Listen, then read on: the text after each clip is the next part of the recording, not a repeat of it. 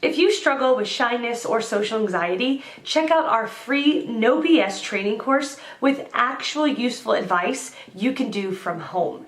None of that just get out there nonsense. The link is in the description below. For now, let's get to today's question.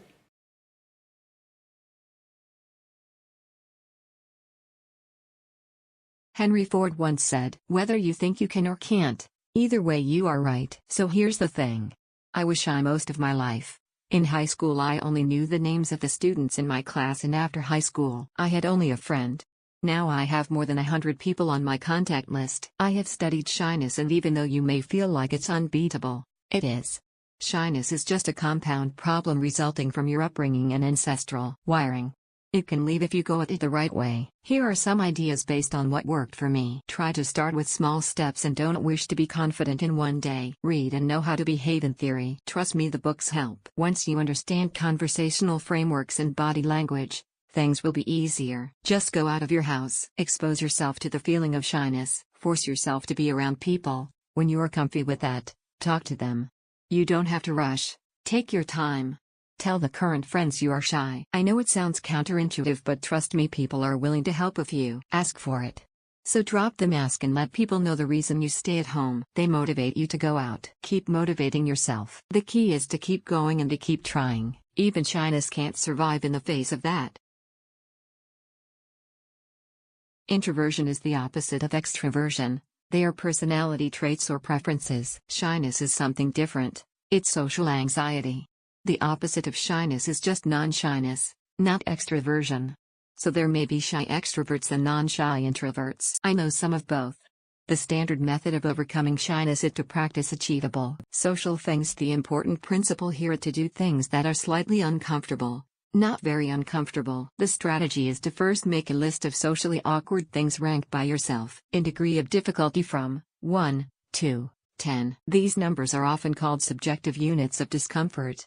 SUDs, where 1 is relatively peachy and 10 is utterly unbearable. For instance, 1, asking a stranger for the time. 5, asking an attractive stranger for directions to a place you're already at.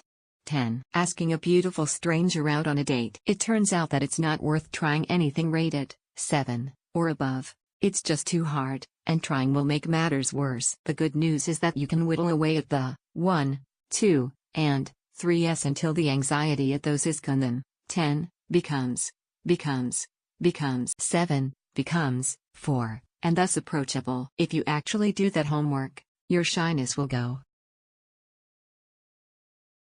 The answer is yes. When I was younger, in my late teens and early 20s, I was quite shy.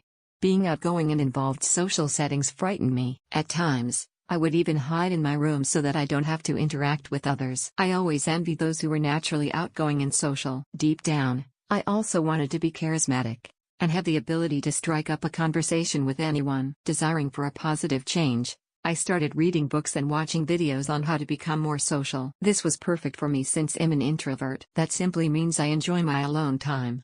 And that's how I rejuvenate my energy. It has nothing to do with being shy or social. Upon consuming all the information about improving my social skills, I discovered that being social and outgoing is an ability that can be learned. Shyness is a habit, but so is being social and outgoing. By deliberately practicing the fundamentals of social dynamics, I can create meaningful relationships with others. After years of honing in this skill set, I can simply turn on this switch when I want to be charismatic. Going from shy to outgoing is a process, as it takes time and effort. But with a high level of commitment, you will succeed. I hope this helps. For more information on improving your social skills or becoming a better person as a whole, please visit Purpose Driven Mastery, Empowering Men to Live Purposefully.